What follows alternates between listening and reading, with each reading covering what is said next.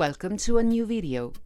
In this tutorial, we'll show you how to repair the 8.4 inches Uconnect 4C sat-nav found in various Jeep, Chrysler, Dodge and Ram vehicles using SEI, the ISP278 replacement display.